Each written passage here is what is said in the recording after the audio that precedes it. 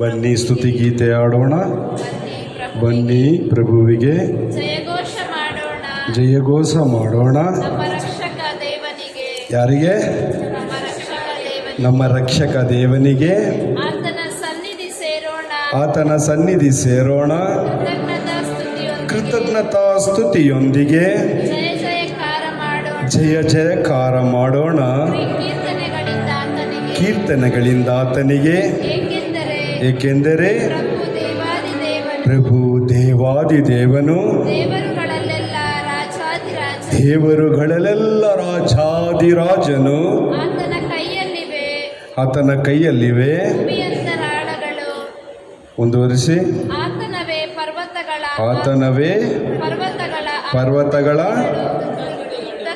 ತುತ್ತ ತುದಿಗಳು. ಸಮುದ್ರವು ಆತನದೇ, ಅದ ನಿರ್ಮಿಸಿದವ ಆತನೇ. ಒಣನೆಲವು ಆತನದೇ, ಅದ ರೂಪಿಸಿದವ ಆತನೇ. ಬನ್ನಿರಿ ಆರಾಧಿಸೋಣ. ಬನ್ನಿ ಬಾಗಿ ವಂದಿಸೋಣ. ನಮ್ಮನ್ನು ಸೃಜಿಸಿದ ಪ್ರಭುವಿಗೆ ಸಾಷ್ಟಾಂಗವೆರಗೋಣ. Price lord. ಒಂದು ನಿಮಿಷ ಎದ್ದು ನಿಲ್ಲಿ. ನಾವು ಯಾಕೆ ದೇವರನ್ನು ಆರಾಧಿಸಬೇಕು?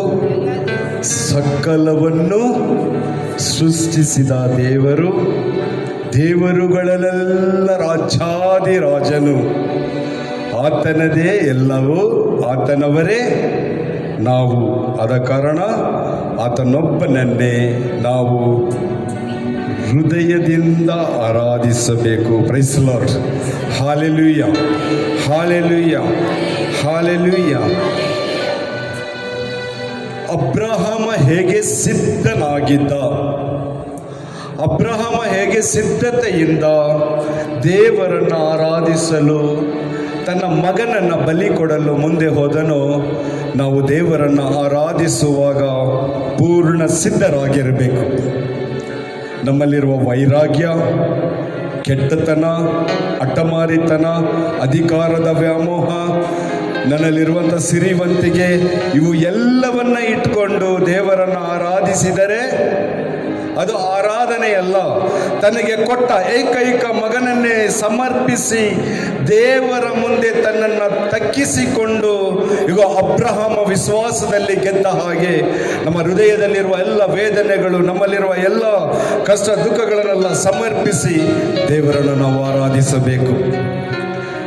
ಪೂರ್ಣ ಹೃದಯದಿಂದ, ಪೂರ್ಣ ಆತ್ಮದಿಂದ, ಪೂರ್ಣ ಶಕ್ತಿಯಿಂದ ದೇವರನ್ನು ಆರಾಧಿಸುವಾಗ ಆ ದೈವ ಕೃಪೆ ಏನು?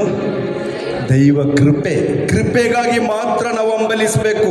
ಬೇರೆ ಯಾವುದಕ್ಕಾಗಿ ಅಲ್ಲ, ಅದ್ಭುತಕ್ಕಾಗಿ ಅಲ್ಲ, ರೋಗ ಸೌಖ್ಯಕ್ಕಾಗಿ ಅಲ್ಲ, ದೇವರ ಕೃಪೆಗಾಗಿ ನಾವು ದೇವರನ್ನು ಆರಾಧಿಸಬೇಕು. ದೇವರನ್ನು ಆರಾಧಿಸಬೇಕಾದರೆ ನನ್ನನ್ನು ನಾನು ಬರಿದು ಮಾಡಿಕೊಳ್ಳಬೇಕು. 2 ಕರಗಳನ್ನು ಮೇಲೆ ಚಾಚಿ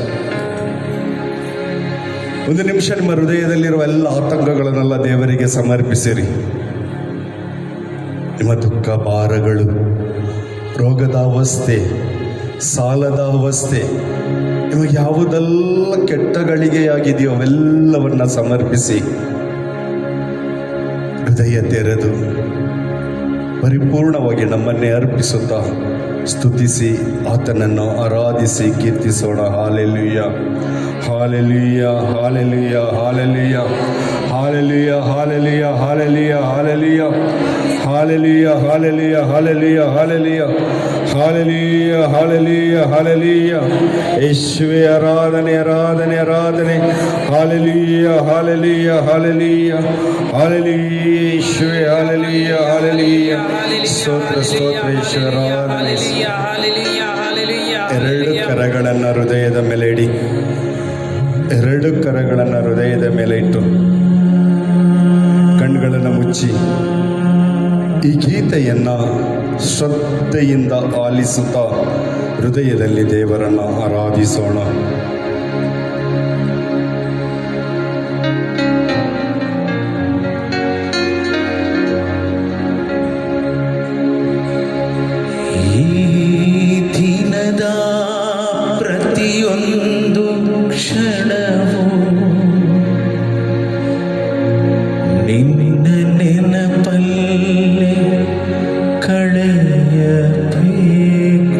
ಮುಂಜಾನೆ ಸಮಯ ನಮ್ಮನ್ನು ಒಪ್ಪಿಸಿಕೊಡೋಣ. ಈ ದಿನದ ಪ್ರತಿಯೊಂದು ಕ್ಷಣವೂ ನಿಮ್ಮ ನೆನಪಲ್ಲೇ ಕಳೆಯಬೇಕು. ನನ್ನ ಬಾಯ ಮಾತು ಎಲ್ಲ ನೊಂದ ಮನವನ್ನು ಸಂತೈಸಬೇಕು.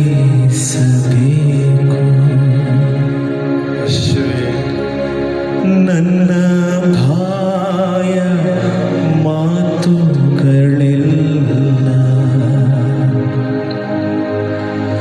ನೊಂದ ಮನಗಳ ಸಂತೈಸಬೇಕು.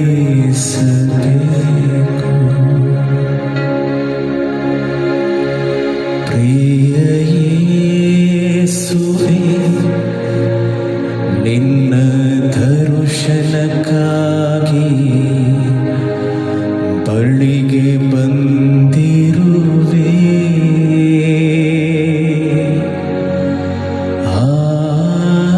ಆರಾಧನೆ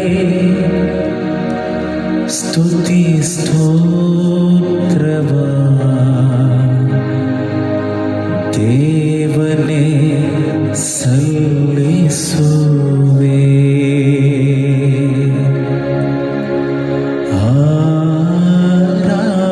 ಆರಾಧನೆ ಸ್ತುತಿ ಸ್ತೋತ್ರಗಳ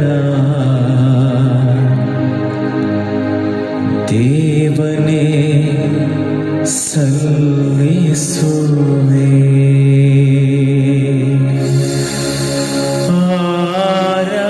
ಆರಾಧನೆ ಆರಾಧನೆ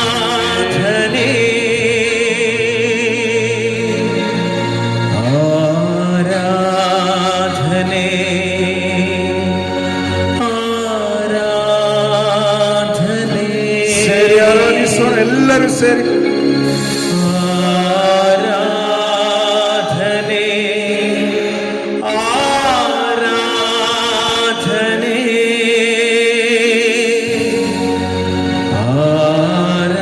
ಆರಾಧನೆ ಆರಾಧನೆ. ಪ್ರಿಯ ಯೇಸು ರಾಜನಿಗೆ, ಪ್ರಿಯ ಯೇಸು ರಾಜನಿಗೆ, ಪ್ರಿಯ ಯೇಸು ರಾಜನಿಗೆ.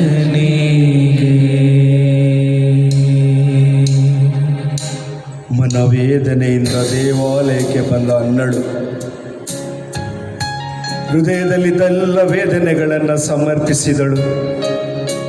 ತಿರಸ್ಕಾರ, ಅವಮಾನ ಇವೆಲ್ಲವನ್ನ ದೇವರ ಮುಂದೆ ಸಮರ್ಪಿಸುತ್ತಾ ಹೃದಯ ಭಾರದಲ್ಲಿ ದೇವರನ್ನು ಆರಾಧಿಸಿದಳು. ಬಾಯಿ ತೆರೆದು ಕೂಗಲಿಲ್ಲ, ಆರ್ಭಟಿಸಲಿಲ್ಲ. ಹೃದಯದ ವೇದನೆಯನ್ನು ಹೃದಯದಿಂದಲೇ ಸಮರ್ಪಿಸುತ್ತಾ ತನ್ನ ದೇವರ ಮುಂದೆ ತನ್ನ ಅಳಲನ್ನೆಲ್ಲ ಅರ್ಪಿಸಿ ತನ್ನ ಮನವೇದನೆಯ ಆರಾಧನೆಯನ್ನು ಸಲ್ಲಿಸಿ, ಏ ಸರ್ವೇಶ್ವರ, ಏ ಸರ್ವೇಶ್ವರನನ್ನ ಪಾರಂಬರಿಸು, ತನ್ನನ್ನು ಅನುಗ್ರಹಿಸು, ನನಗೊಬ್ಬ ಮಗನನ್ನ ಕೊಡು.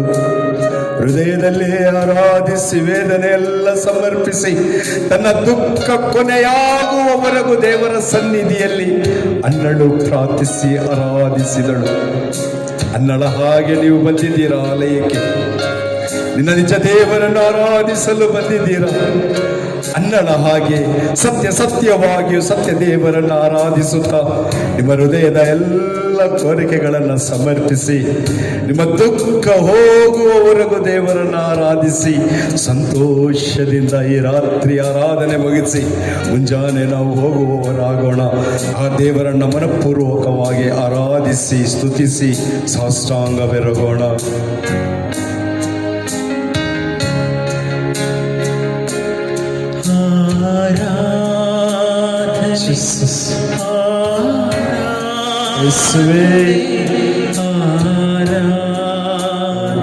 ದೇವನೇ ಸರಿ, ಎಲ್ಲರೂ ಆರಾಧಿಸೋಣ.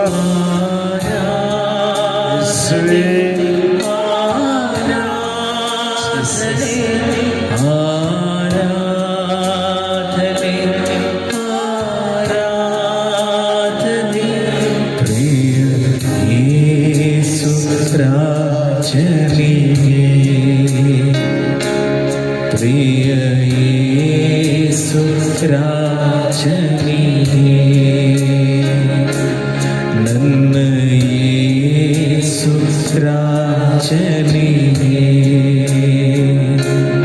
ನನ್ನ ಯೇಸು ರಾಜನಿಗೆ. ಸಾಮಾನ್ಯ ಮನುಷ್ಯನಾದ ಎಲಿಯ ಕಾರ್ಮೆಲ್ ಬೆಟ್ಟದ ಮೇಲೆ ನಿಂತು 2 ಕರಗಳನ್ನು ಚಾಚಿ ಕೂಗಿ ಕರೆದನು. ಸೇನೆಗಳ ಸರ್ವೇಶ್ವರನೇ, ನಮ್ಮ ಪ್ರಾರ್ಥನೆಗೆ ಸದುತ್ತರ ಕೊಟ್ಟು ನಮ್ಮ ಸ್ತುತಿ ಬಲಿಯ ಆರಾಧನೆಯನ್ನು ಸ್ವೀಕರಿಸಿ ಈ ಅರ್ಪಿಸುವ ಬಲಿಯನ್ನು ದಹಿಸಿರಿ ಎಂದು ಪ್ರಾರ್ಥಿಸಿದನು. 12 ಗೋತ್ರಗಳಿಗಾಗಿ ಸಮರ್ಪಣೆಯ ಆರಾಧನೆ ಎಲಿಯನದು. 12 ಗೋತ್ರಗಳು ಚದರಿ ಹೋದ ಸಂದರ್ಭಗಳಲ್ಲಿ ಬಲಿಪೀಠದ ಮುಂದೆ ಹಸಿ ಮಾಂಸವನ್ನು ಇಟ್ಟು, ಕಟ್ಟಿಗೆಯನ್ನು ಇಟ್ಟು 2 ಕರಗಳನ್ನು ಚಾಚಿ ದೇವರನ್ನು ಕೂಗಿ ಕರೆದು ಆರಾಧಿಸಿದನು. ಅಗ್ನಿಯಾಗಿ ದಹಿಸಲು ದೇವರು ಹಿಡಿದು ಬಂದರು. ನಿನ್ನ ಎಲ್ಲ ಕಷ್ಟಗಳು ದಹಿಸುವ ಸಮಯ. ನಿನ್ನ ದೇವರನ್ನು ನೀನು ಪೂರ್ಣ ಹೃದಯದಿಂದ, ಪೂರ್ಣ ಆತ್ಮದಿಂದ, ಪೂರ್ಣ ಮನಸ್ಸಿನಿಂದ ನೀನು ಆರಾಧಿಸಿ ಎಲಿಯನಂತೆ ಕೂಗಿ ಕರೆಯುವಾಗ ಈ ಕ್ಷಣ ನೀನು ನಿಂತಿರುವ ಸ್ಥಳಗಳಲ್ಲಿ ಆ ದೇವನಿಂದ ಅದ್ಭುತವನ್ನ ಕಾಣುವೆ. ಕಾರ್ಮೆಲ್ ಬೆಟ್ಟದ ಮೇಲೆ ಇಳಿದ ಅಗ್ನಿ ಇಂದು ನಮ್ಮ ನಡುವೆ ಇಳಿದು ಬರುವುದು. ವಿಶ್ವಾಸದಲ್ಲಿ ನಮ್ಮನ್ನು ಒಪ್ಪಿಸಿಕೊಡುತ್ತಾ ಎಲಿಯನಂತೆ ದೇವರನ್ನು ಕೂಗಿ ಕರೆದು ನಾವು ಆರಾಧಿಸೋಣ.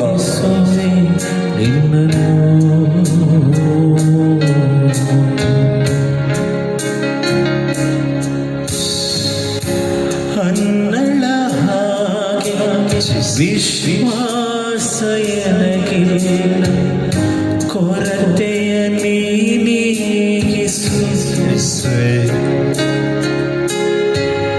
ಹನ್ನಳ ಹಾಗೆ ವಿಶ್ವಾಸ ಎನಗಿಲ್ಲ, ಕೊರತೆಯ ನೀಗಿಸು. ನನ್ನ ವಿಶ್ವಾಸ ಕೊರತೆಯ ನೀಗಿಸು. ಎಲಿಯನ ಎಲಿಶನ ವಿಶ್ವಾಸ ಎನಗಿಲ್ಲ, ವಿಶ್ವಾಸ ನೀ ತುಂಬಿಸು. ನನ್ನ ಆರಾಧನೆ ಸ್ವೀಕರಿಸು. ಪ್ರಿಯ ಯೇಸು ರಾಜನೇ, ನನ್ನ ಯೇಸು ರಾಜನೇ. ಪ್ರಿಯ ಯೇಸುವೇ, ನಿಮ್ಮ ದರ್ಶನಕ್ಕಾಗಿ ಬಳಿಗೆ ಬಂದಿರುವೆ. ಆರಾಧನೆ ಸ್ತುತಿ ಸ್ತೋತ್ರವ ದೇವರಿಗೆ ಸಲ್ಲಿಸುವೆ.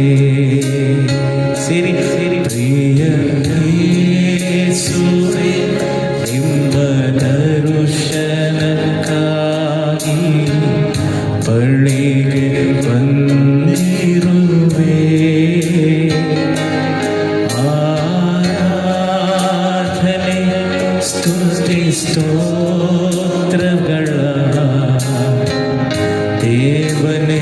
ಸಲ್ಲಿಸುವೆ. ಆರಾಧನೆ ಆರಾಧನೆ ಆರಾಧನೆ ಆರಾಧನೆ ಯೇಸುವೇ ಆರಾಧನೆ ಆರಾಧನೆ ಆರಾಧನೆ ಆರಾಧನೆ ಆರಾಧನೆ ಆರಾಧನೆ ಆರಾಧನೆ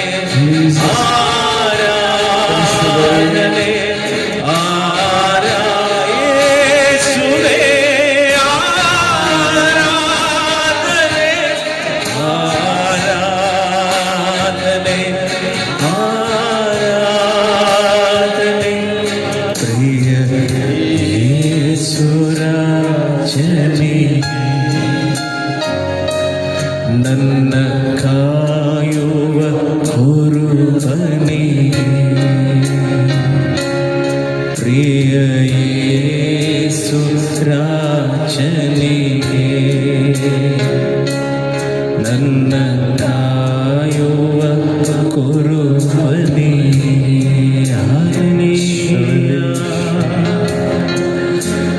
Hallelujah, hallelujah, hallelujah, hallelujah. ಯೇಸುವೇ ಆರಾಧನೆ.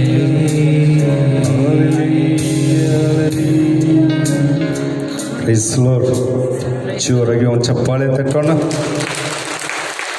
Praise lord. ಎಲ್ಲರೂ ಕುಳಿತುಕೊಳ್ಳಿ. ಏಕದೇವರನ್ನು ನಾವು ಆರಾಧಿಸುವಾಗ ಆತನ ಆಜ್ಞೆಗಳನ್ನು ಕೈಗೊಂಡು ನಡೆಯುವಾಗ ಆತನಲ್ಲಿ ವಿಶ್ವಾಸವಿಟ್ಟಾಗ ನಮ್ಮ ಜೀವಿತದಲ್ಲಿ ಯಾವ ಕೇಡು ಬರೋದಿಲ್ಲ. ಬೈಬಲ್ ಶ್ರೀಗ್ರಂಥದಲ್ಲಿ ಧರ್ಮೋಪದೇಶ ಕಾಂಡ 28ನೇ ಅಧ್ಯಾಯ 1ರಿಂದ ಇರುವ ವಾಕ್ಯಗಳನ್ನು ನಾವು ನೋಡೋಣ.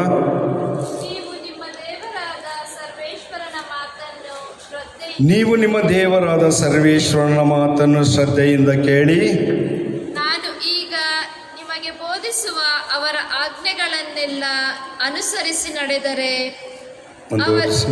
ಅವರು ಜಗದ ಎಲ್ಲ ಜನಾಂಗಗಳಿಗಿಂತ ನಿಮ್ಮನ್ನು ಉನ್ನತ ಸ್ಥಿತಿಗೆ ತರುವರು. ನಿಮ್ಮ ದೇವರಾದ ಸರ್ವೇಶ್ವರನ ಮಾತಿಗೆ ಕಿವಿಗೊಟ್ಟು ನಡೆದರೆ ಈ ಕೆಳಕಂಡ ಶುಭಗಳೆಲ್ಲ ನಿಮಗೆ ಪ್ರಾಪ್ತವಾಗುವುವು. ನಿಮಗೆ ಊರಲ್ಲೂ ಅಡವಿಯಲ್ಲೂ ಶುಭ ಉಂಟಾಗುವುದು. ನಿಮ್ಮ ಸಂತಾನಕ್ಕೂ ವ್ಯವಸಾಯಗಳಿಗೂ ದನ ಕುರಿ ಮುಂತಾದ ಪಶುಗಳಿಗೂ ಶುಭ ಉಂಟಾಗುವುದು. Praise lord.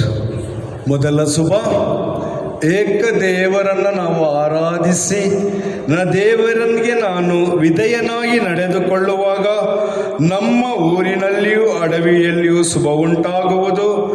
ನಿಮ್ಮ ಸಂತಾನಕ್ಕೂ ವ್ಯವಸಾಯಗಳಿಗೂ ದನ ಕುರಿ ಮುಂತಾದ ಪಶುಗಳಿಗೂ ಶುಭ ಉಂಟಾಗುವುದು. ಯಾವ ಕೆಡುಕಿನ ಅವಸ್ಥೆಗಳು ನಮಗೆ ಸಂಭವಿಸುವುದಿಲ್ಲ. ಎಲ್ಲವೂ ಶುಭಕರವಾಗಿ ನಡೆಯುವುದು. ಪ್ರಾಣಿ ಪಕ್ಷಿಗಳಿಗಾಗಲಿ ನಮ್ಮ ಸಂತಾನಕ್ಕಾಗಲಿ ಯಾವ ಕೇಡು ಬರೋದಿಲ್ಲ. ಎಲ್ಲ ಕಾರ್ಯಗಳು ಶುಭ ಉಂಟಾಗುವುದು. ಮುಂದುವರಿಸಿ. ನಿಮ್ಮ ಧಾನ್ಯಕ್ಕೂ ಅದರಿಂದ ಮಾಡುವ ಭೋಜನಕ್ಕೂ ಶುಭ ಉಂಟಾಗುವುದು. ಪ್ರತಿಯೊಂದು ಕಾರ್ಯದಲ್ಲಿಯೂ ನಮ್ಮ ಕುಡಿಯುವ ನೀರಿನಿಂದ ಉಣ್ಣುವ ಆಹಾರದವರೆಗೂ ಎಲ್ಲವೂ ಶುಭ ಉಂಟಾಗುವುದು. ಯಾವುದು ಕೆಡಕಾಗುವುದಿಲ್ಲ, ಎಲ್ಲವೂ ಒಳಿತಾಗುವುದು. ಮುಂದುವರಿಸಿ. ನೀವು ಕೆಲಸಕ್ಕೆ ಹೋಗುವಾಗಲೂ ಬರುವಾಗಲೂ ಶುಭ ಉಂಟಾಗುವುದು. ನಿಮ್ಮ ಮೇಲೆ ಎರಗುವ ಶತ್ರುಗಳು ನಿಮ್ಮಿಂದ ಸೋತು ಹೋಗುವಂತೆ ಸರ್ವೇಶ್ವರ ಮಾಡುವರು. ಅವರು ಒಂದೇ ದಾರಿಯಿಂದ ನಿಮ್ಮ ಮೇಲೆ ಬಂದರೂ 7 ದಾರಿಗಳಿಂದ ಓಡಿ ಹೋಗುವರು. Praise the lord. Hallelujah, hallelujah. ಮನೆಯಿಂದ ಹೊರಡುವಾಗ ನಾನಾ ರೀತಿಯ ಭಯಗಳು, ನಾನಾ ರೀತಿಯ ಆಲೋಚನೆಗಳು, ಹೃದಯದಲ್ಲಿ ಕಳವಳ, ದಿಗ್ಭ್ರಾಂತತೆ ಉಂಟಾಗಿರುತ್ತದೆ. ದೇವರನ್ನು ಆಶ್ರಯಿಸಿಕೊಳ್ಳುವವರಿಗೆ ಇವು ಯಾವುದು ಇರೋದಿಲ್ಲ. ಮನೆಯಿಂದ ಹೊರಡುವಾಗ ನಾನು ದೇವರ ಸನ್ನಿಧಿಯಲ್ಲಿ ನಿಂತು ಈ ದಿನದ ಎಲ್ಲ ಕಾರ್ಯಗಳನ್ನು ಒಪ್ಪಿಸಿಕೊಡುತ್ತಾ ನನ್ನ ಕೆಲಸ ಕಾರ್ಯಗಳಿಗೆ ಹೋಗುವಾಗ ದೇವರು ನಮಗೆ ಈ ಲೋಕದಲ್ಲಿ ಯಾವ ಕೇಡು ಬಾರದೇ ಇರುವಂತೆ ದೇವದೂತರ ದಂಡನ್ನು ನಮಗೆ ಕಾವಲಿರಿಸಿ ನಾವು ಹೋಗುವ ಸ್ಥಳವನ್ನು ನಾವು ಹೋಗುವುದಕ್ಕಿಂತ ಮುಂಚೆಯೇ ಅವರು ಮುಂದಾಗಿ ಹೋಗಿ ನಮಗಾಗಿ ಸಿದ್ಧ ಮಾಡುವರು. ಕೆಂಗಡಲ ಮುಂದೆ ಇಸ್ರಾಯೇಲರು ಭಯಭ್ರಾಂತರಾಗಿ ಹೇಗೆ ಜೀವ ಭಯದಿಂದ ನಡಗುತ್ತಿದ್ದರೋ ಅಂಥ ಸಂದರ್ಭದಲ್ಲಿ ಕೆಂಗಡಲನ್ನು ಇಬ್ಬಾಗಿಸಿ ಒಣ ನೆಲದ ಮೇಲೆ ನಡೆಸಿದ ಜೀವಂತ ದೇವರು ನಮ್ಮ ದೇವರು. ನಮ್ಮನ್ನು ಎಂದಿಗೂ ಕೈ ಬಿಡುವವರಲ್ಲ. ಕೈ ಬಿಡದೆ ಮುನ್ನಡೆಸುವ ದೇವರಿಗೆ ನಾನು ವಿಧೇಯನಾಗಿದ್ದು ಆತನೊಬ್ಬನನ್ನು ಆರಾಧಿಸುವಾಗ ನನಗೆ ಈ ಭಯಗಳ ಅವಶ್ಯ ನಮಗೆ ಇಲ್ಲ. ಆದ್ದರಿಂದ ದೇವರು ಹೇಳ್ತಾ ಇದ್ದಾರೆ, ನಿನ್ನ ಶತ್ರುಗಳು ಒಂದು ಬಾಗಿಲಿನಲ್ಲಿ ಬಂದು 7 ಬಾಗಿಲಲ್ಲಿ ಓಡಿ ಹೋಗುವರು, ನಿನಗೆ ಯಾವ ಕೇಡು ಬಾರದೇ ಇರುವಂತೆ ದೇವರು ನಮ್ಮನ್ನು ಸಂರಕ್ಷಿಸುವರು. ಮುಂದುವರಿಸಿ, ನಿಮ್ಮ ಕಣಜಗಳು ಯಾವಾಗಲೂ ತುಂಬಿ ಇರುವಂತೆ ಹಾಗೂ ನಿಮ್ಮ ಪ್ರಯತ್ನಗಳೆಲ್ಲ ಸಫಲವಾಗುವಂತೆ ನಿಮ್ಮ ದೇವರಾದ ಸರ್ವೇಶ್ವರ ನಿಮಗೆ ಶುಭವನ್ನು ಅನುಗ್ರಹಿಸುವರು. ಅವರು ನಿಮಗೆ ಕೊಡುವ ನಾಡಿನಲ್ಲಿ ನಿಮಗೆ ಶುಭವನ್ನೇ ಉಂಟು ಮಾಡುವರು. Praise the lord, praise the lord. ಕೊರೋನಾದಲ್ಲಿ ನನಗೇನು ಇಲ್ಲ, ತುಂಬ ಕಷ್ಟದಲ್ಲಿದ್ದೆ, ಮನೇಲಿ ತಿನ್ನೋಕ್ಕೂ ಅನ್ನ ಇರಲಿಲ್ಲ ಅನ್ನೋರು ಒಬ್ಬರಾದ್ರೂ ಇದ್ದೀರಾ? ಯಾರಾದ್ರೂ ಇದ್ದೀರಾ?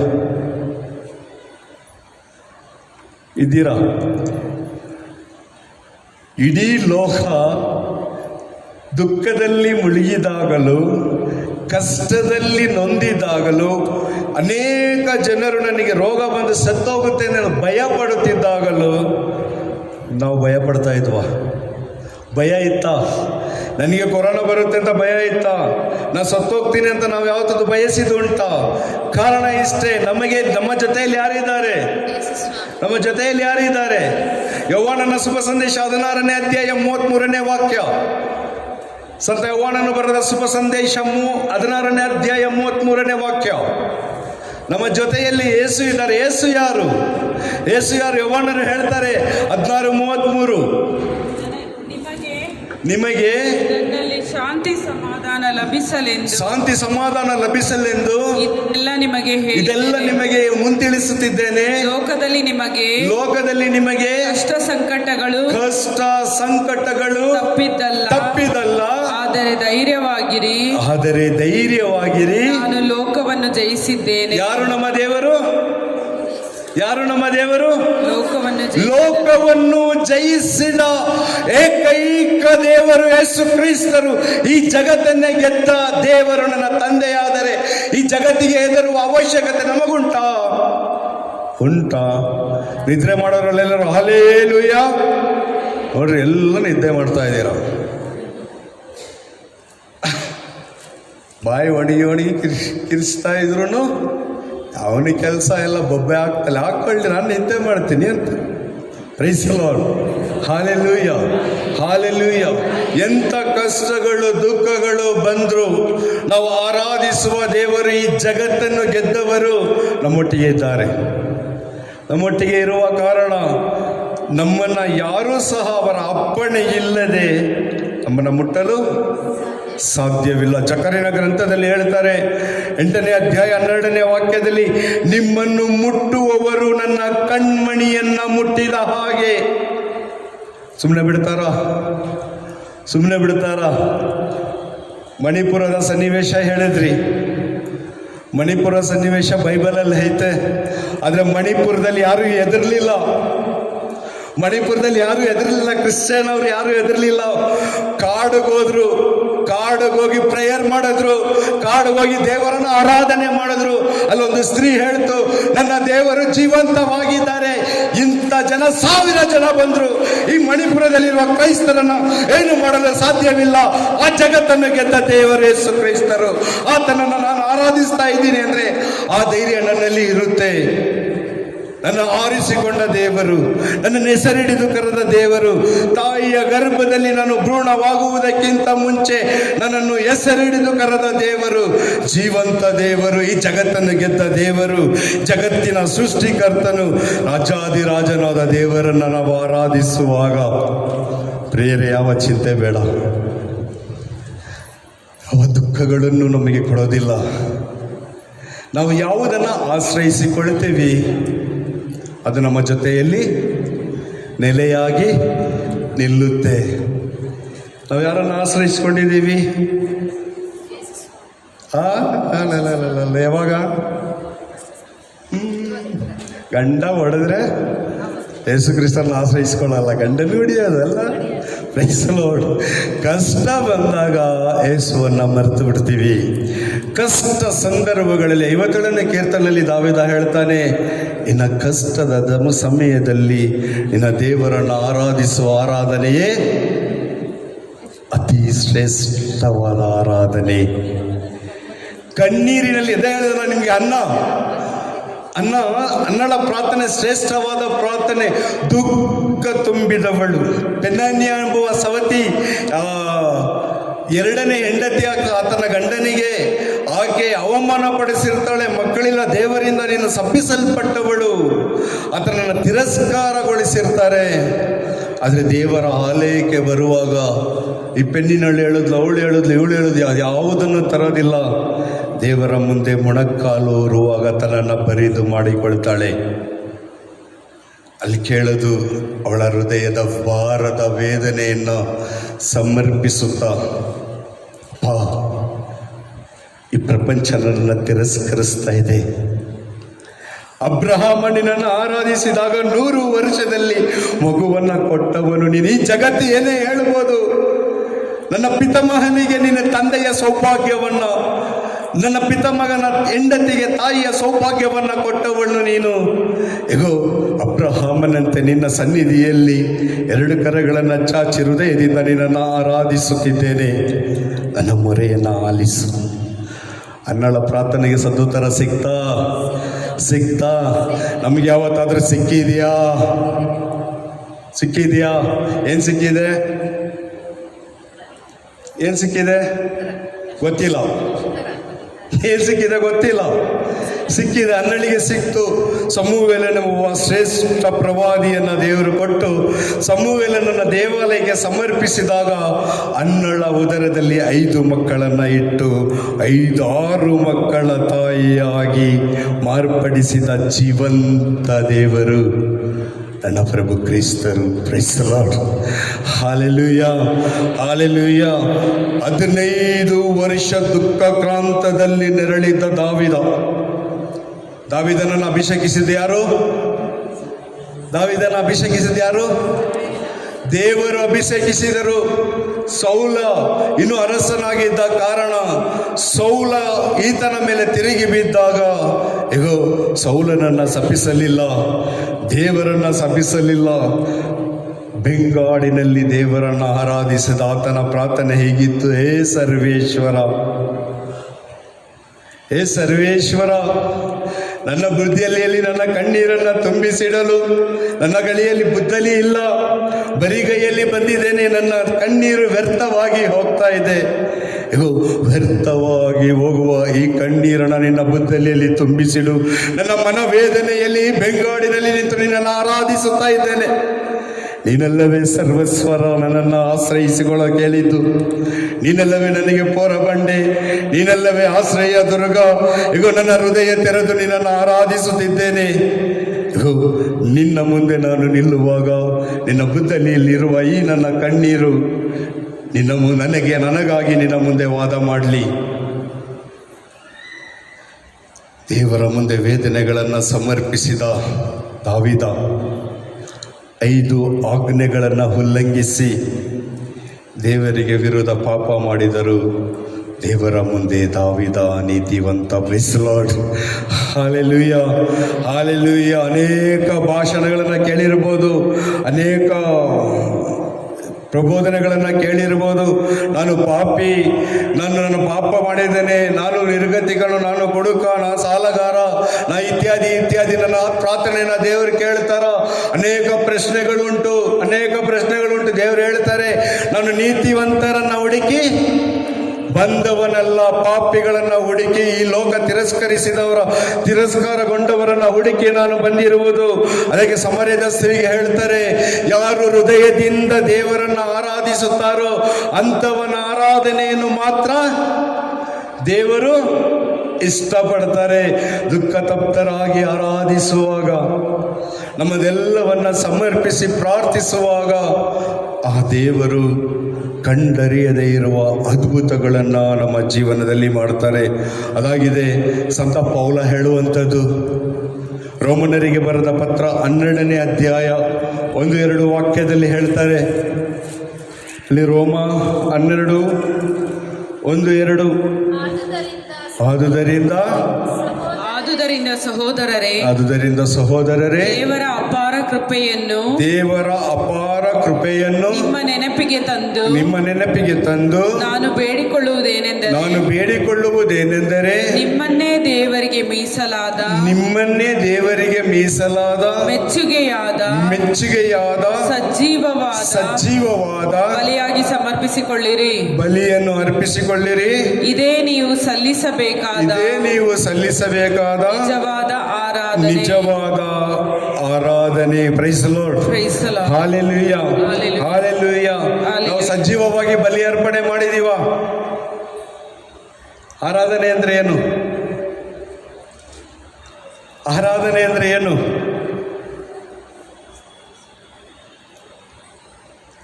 ಆರಾಧನೆ ಅಂದ್ರೆ ಏನು? ಈಗ ತಾನೇ ಓದಿದ್ರಿ. ನಮ್ಮನ್ನೇ ನಾವು ಸಜೀವವಾಗಿ ಅರ್ಪಿಸಿಕೊಳ್ಳುವ ಬಲಿಗಿಂತ ಶ್ರೇಷ್ಠವಾದ ಆರಾಧನೆ ಯಾವುದೂ ಇಲ್ಲ. ನಾವು ಪ್ರತಿದಿನ ಬಲಿ ಪೂಜೆಯಲ್ಲಿ ಅರ್ಪಣೆ ಮಾಡ್ತೀವಿ, ಪ್ರತಿದಿನ ನಾವು ಆರಾಧನೆ ಮಾಡ್ತೀವಿ.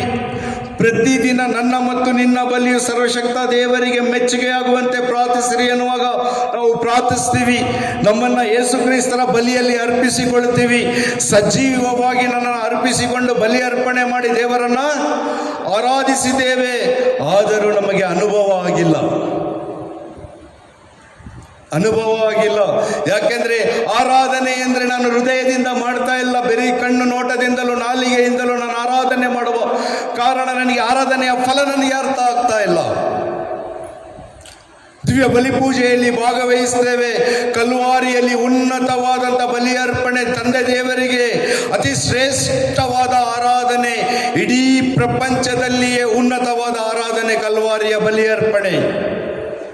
ಆ ಬಲಿ ಅರ್ಪಣೆಯಲ್ಲಿ ನನ್ನನ್ನು ನಾನು ಅರ್ಪಿಸಿಕೊಳ್ಳುವಾಗ, ನನ್ನಲ್ಲಿ ಯೇಸು ಕ್ರಿಸ್ತರ ಕೃಪೆ ಬರುವಾಗ, ಪರಿಶುದ್ಧಾತ್ಮರ ಕೃಪೆ ಬರುವಾಗ ನಾನೊಬ್ಬ ಅದ್ಭುತ ವ್ಯಕ್ತಿಯಾಗಬೇಕು, ನಾನೊಬ್ಬ ಉನ್ನತವಾದ ದೈವ ಮಗನಾಗಬೇಕು.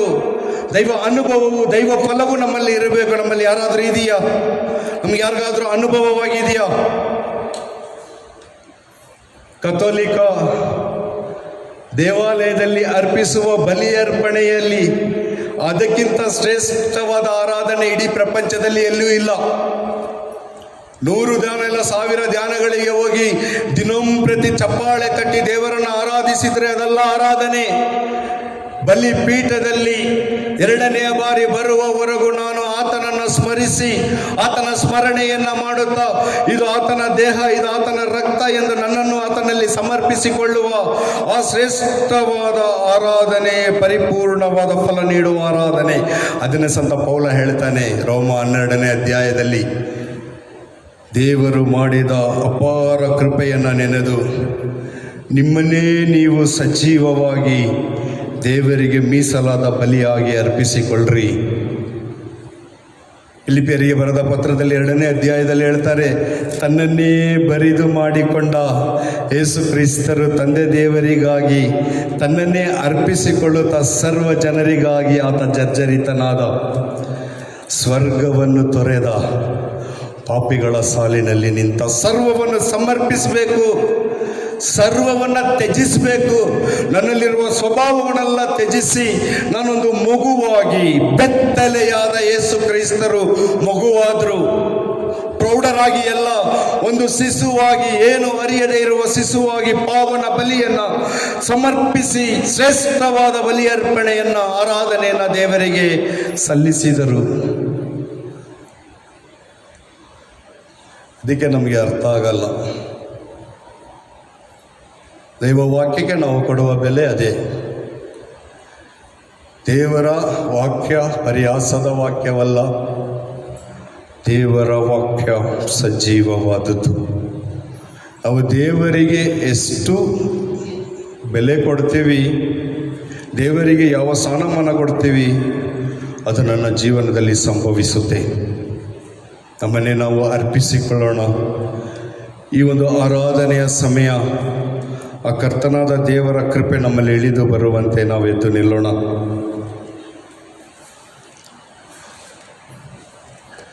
ಕಣ್ಣುಗಳನ್ನು ಮುಚ್ಚಿ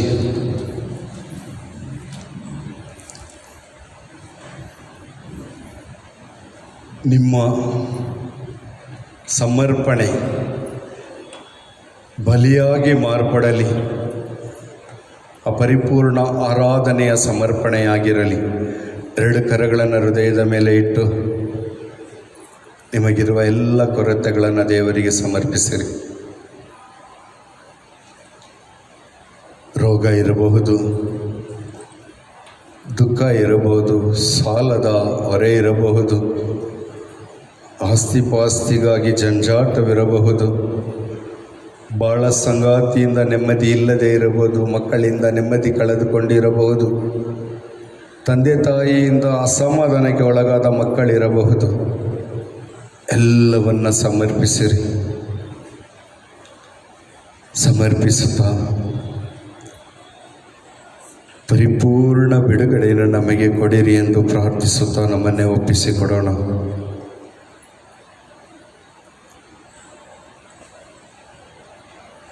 ಆರಾಧನೆಗೆ ಯೋಗ್ಯರಾದ ಪ್ರಭು, ಅವರನ್ನು ಆರಾಧಿಸಲು ನಾನು ಯೋಗ್ಯನು, ಯೋಗ್ಯಳು ಎಂದು ಪ್ರಶ್ನಿಸಿಕೊಳ್ಳೋಣ.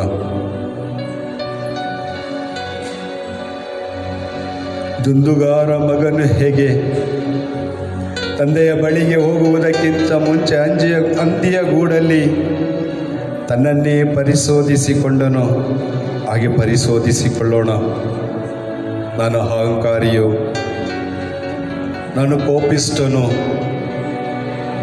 ನನ್ನ ಬಗ್ಗೆ ನನಗೆ ಅಸಹ್ಯವೋ, ತಿರಸ್ಕಾರದಿಂದ ಜೀವಿಸುತ್ತಿದ್ದೇನೆಯೋ,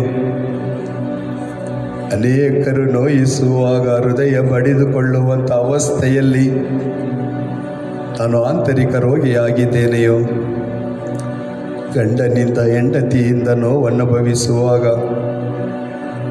ಮಕ್ಕಳಿಂದ ಅವಮಾನ ಪಡುವಾಗ, ಸಂಬಂಧಿಕರು ನನ್ನನ್ನು ಅವಮಾನಿಸುವಾಗ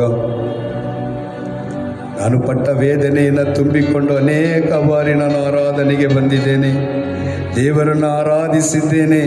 ಆದರೂ ನಾನು ಬರಿಗೈಯಲ್ಲಿ ಹಿಂತಿರುಗಿದ್ದೇನೆ.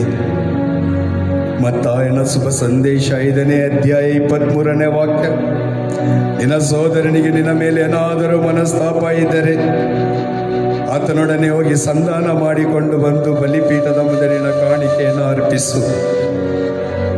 ಕ್ಷಮೆ ನೀಡಿ ಪ್ರಾರ್ಥಿಸಿರಿ, ಆ ನಿನ್ನ ದೇವರು ನಿನ್ನನ್ನು ಕೈ ಬಿಡುವುದಿಲ್ಲ. ಪರಿಪೂರ್ಣವಾಗಿ ನಿನ್ನನ್ನು ಸ್ವೀಕರಿಸುವ ದೇವರು, ನಿನ್ನ ಅಂತರಂಗ ಪರಿಶೀಲಕ. ನೀ ಪರಿಪೂರ್ಣಳಾಗಿ ಸಮರ್ಪಿಸಿ ದೇವರನ್ನು ಆರಾಧಿಸಿ. ಜೀಸಸ್, ಯೇಸುವೇ,